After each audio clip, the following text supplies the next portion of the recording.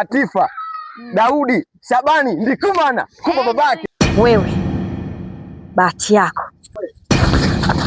Sina muda wa kupoteza. Nakujua mshikaji wangu. Nimeonana na yule musika. Aisha Chambi.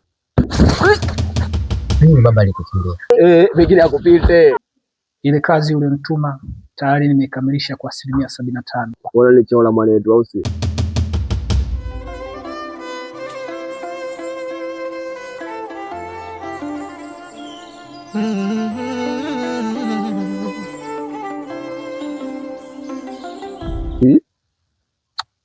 Bora nichola mwanangu au si? Mimi sinajua mzee wa mawe.